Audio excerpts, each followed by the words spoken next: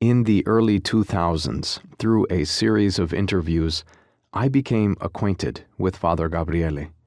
He was already famous, a true myth, considered a legendary and miraculous chaser of demons by endless hosts of the world's afflicted, who, not finding consolation in their local church, longed for an appointment with him.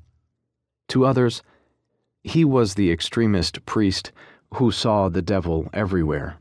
At the same time, there were the endless hosts of consecrated priests and religious who were not able or did not wish to believe in the gospel or to become familiar with the immeasurable suffering of the many persons who are the object of the extraordinary attentions of the enemy.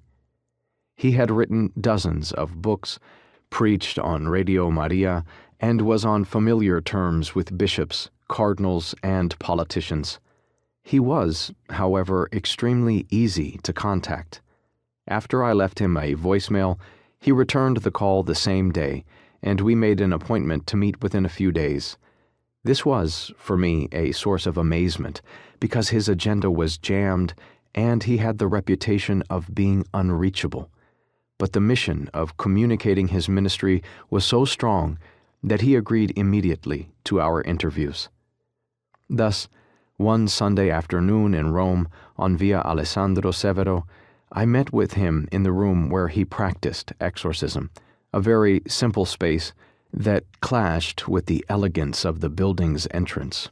A room with faded tapestries and a decidedly worn armchair, a statue of Mary, some sacred images, and a small crucifix on a low table. Before me was a man in a cassock, in a time when the Paulines had already put cassocks in the attic among the cobwebs. He was tall, bald, had crooked teeth and a welcoming smile, attentive, smiling eyes, and a simple manner of speaking that took me by surprise with his truly unexpected capacity to communicate. He liked to say, "The habit doesn't make the monk, but the habit immediately says to everyone that you are a monk."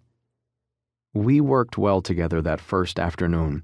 I had prepared for that meeting by reading some of his writings, but hearing him speak passionately of certain mysterious things and of his love for Jesus and Mary was a unique and fascinating experience. This meeting was followed by several others, and a trust developed gradually between us, a mutual understanding, a feeling of friendship, but with the delicate and decisive awareness of his being a priest.